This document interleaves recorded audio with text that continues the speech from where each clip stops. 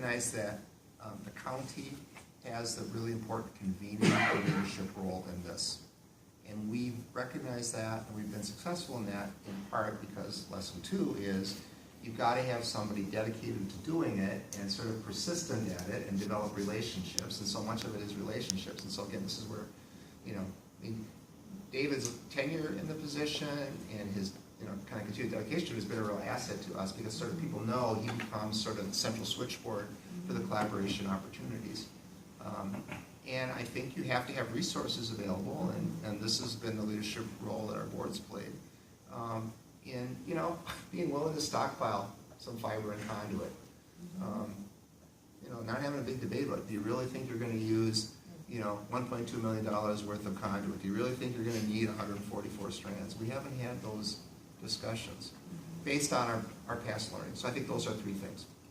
If you'll, yeah, go ahead. okay, if you'll indulge me, I thought you might be wondering, as sort of a last slide from me, this sounds wonderful. How can we help? And so this is, I just wanted to make, you know, 3 points about what we're doing in Dakota County. I won't belabor it, but we do have equally underserved communities and customers in Dakota County as much as you'd find out state, so please don't forget that. The second thing is that, you know we have our struggles internally, just candidly. A highway engineer's, you know, primary role is to get a road built, and you know, if they feel like they have to wait around for a conduit to show up or some other contractor to do their work, that causes a problem for that. And that's just that's normal, it's a natural tension. I think, you know, we see the same things with state agencies, so just be mindful of that. That, you know, we have to find some way to share, yeah, the road project is important, but so ultimately is the communications infrastructure, and this is, you know, equally important infrastructure. The third thing I would say is, we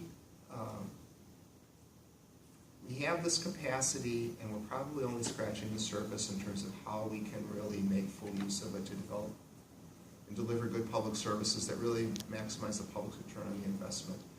And so I think, you know, to the extent that, you know, a group like this one can be helpful in supporting the full business case and utilization of the broadband network, we need help in stretching the envelope in terms of how we can actually use this network to deliver public services. And an example that we've been spending a lot of time thinking and talking about with DHS in particular and the legislature is the use of interactive TV for visits. You know, you'd be amazed if you're, and I wasn't in community services until I came to county government, you'd be amazed at the amount of time, for instance, that we spend putting people on the road to go visit a person for a 10-minute conference. And so, you know, being able to really utilize the capacity that we now have in order to deliver services remotely would just be a huge benefit. So. We want your slides. Yeah. So, okay, no. But